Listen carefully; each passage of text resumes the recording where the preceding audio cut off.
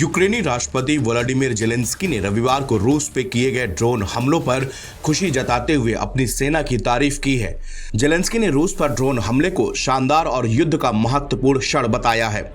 Ukraine ने रूसी सैन्य हवाई क्षेत्रों को निशाना बनाया, जिसमें कथित तौर पर 40 से ज्यादा विमान नष्ट हुए हैं। इनमें बम वर्षक और निगरानी विमान शामिल थे। यूक्रेन की सुरक्षा सेवा एसबीयू ने इसे रूसी धरती पर अब तक का सबसे बड़ा हमला करार दिया है। रूस यूक्रेन की इस्तांबुल में शांति वार्ता से पहले यह घटनाक्रम हुआ है।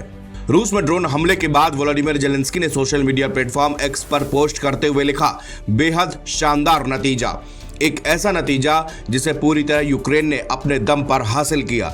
यह हमारा सबसे लंबी दूरी का ऑपरेशन था, जिसमें ऑपरेशन की तैयारी में शामिल हमारे लोगों को समय रहते रूसी क्षेत्र से निकाल भी लिया गया। यूक्रेन की सुरक्षा सेवा के प्रमुख जनरल वासिक माल्युक को धन्यवाद देते हुए जेलेंस्की ने कहा कि इसे युद्ध के निर्णायक अध्याय के रूप में याद किया जाएगा। ये ऐसी यूक्रेनी कार्रवाई है जो इतिहास के किताबों में दर्ज होगी। जेलेंस्की ने आगे कहा कि यूक्रेन अपनी रक्षा करके बिल्कुल सही कर रहा है। हम ये सुनिश्चित कर रहे हैं कि रूस को युद्ध समाप्त करने की आवश्यकता महसूस हो। रूस ने ये युद्ध शुरू किया, रूस को ही इसे समाप्त करना होगा। रिपोर्ट के मुताबिक यूक्रेन ने ऑपरेशन स्पाइडर वेव के तहत रूस में ये हमले किए। इस हमले में 117 ड्रोन तैनात किए गए थे, जिनसे 40 रूसी विमानों को नष्ट करने का दावा किया गया है। इन विमानों में रणनीतिक टुपालेव Tu-95 और Tu-22M बम वर्षक शामिल थे। इनका उपयोग रूस की ओर से यूक्रेन पर मिसाइल हमले शुरू करने के लिए किया जाता रहा है। यूक्रेन ने रूस के A-50 सिस्टम को भी निशाना बनाया, जो मिसाइल हमलों के समन्वय के लिए इस्तेमाल किए जाने वाली एक टेक्नोलॉजी है। AP से बात करते हुए सीनियर यूक्रेनी सैन्य अधिकारी ने इसको बेहद जटिल ऑपरेशन कहा। यूक्रेन की सुरक्षा सेवा ने कहा कि ऑपरेशन के कारण रूस को $7 अरब का नुकसान हुआ और उसके वायु मिसाइल वाहकों के बेड़े को 34% तक नष्ट कर दिया गया। रूसी रक्षा मंत्रालय ने यूक्रेन से 4000 किलोमीटर से अधिक दूर इरकुत्स्क और मुरम्मास्क में सैन्य ठिकानों पर हमले की पुष्टि की है। वहीं अमूर, इवानोवो और रियाजान में हमलों को विफल करने का दावा किया गया है।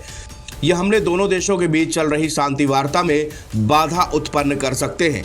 दोनों देशों की तुर्की में वार्ता होने जा रही थी।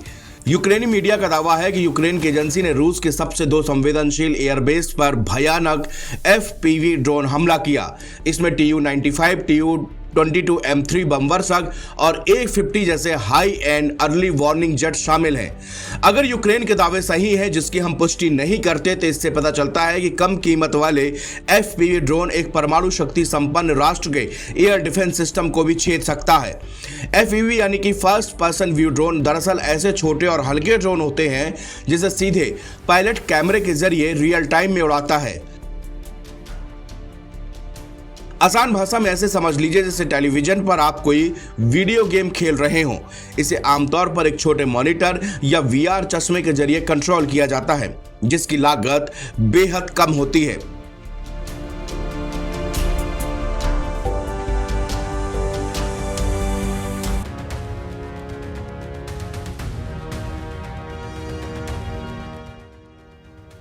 देश में एक बार फिर कोरोना के केस तेजी से बढ़ रहे हैं। इसी के साथ एक्टिव केसों की संख्या बढ़कर 3700 के पार पहुंच गई। स्वास्थ्य विभाग की वेबसाइट के मुताबिक 22 मई को भारत में 257 केस थे, लेकिन महज 9 दिनों में कोरोना के मामलों में लगभग 1300% की बढ़ोतरी हुई है। केरल में सबसे ज्यादा 1400 मामले हैं, वहीं महाराष्ट्र में 485 और दिल्ली में 436 एक्टिव केस हैं। वहीं गुजरात में 320, पश्चिम बंगाल में 287 और कर्नाटक में 238 एक्टिव केस हैं।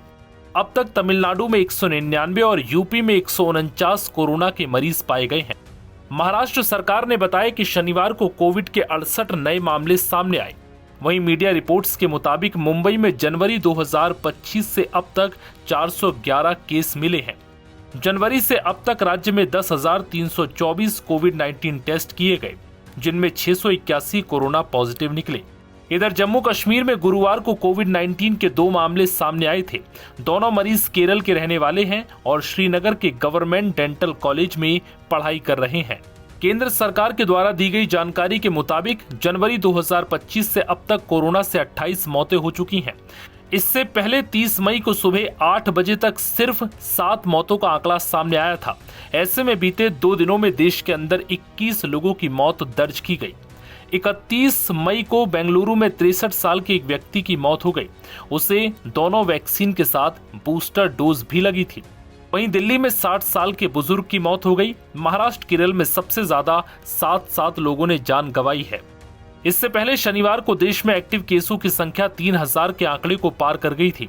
पिछले 24 घंटे में 4 मौतें हुई। 22 मई को देश में 257 एक्टिव केस थे। 26 मई तक यह आंकड़ा 1010 हो गया और शनिवार को 3995 को पार कर गया। शनिवार को पिछले 24 घंटे में 685 नए मामले सामने आए थे। सूत्रों का कहना है कि देश में कोविड-19 की स्थिति पर कड़ी नजर रखी जा रही है। संक्रमण की गंभीरता कम है। ज्यादातर मरीज घर पर ही क्वारंटीन हैं और इलाज ले रहे हैं। सूत्रों ने बताया कि चिंता की कोई बात नहीं है। भारत के कई राज्यों में कोविड-19 के मामलों में बढ़ोतरी के बीच देश में 4 नए वेरिएंट मिले हैं।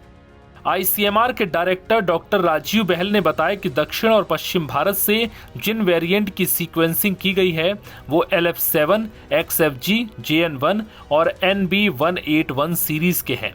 बाकी जगहों से नमूने लेकर सीक्वेंसिंग की जा रही है ताकि नए वेरिएंट की जांच की जा सके।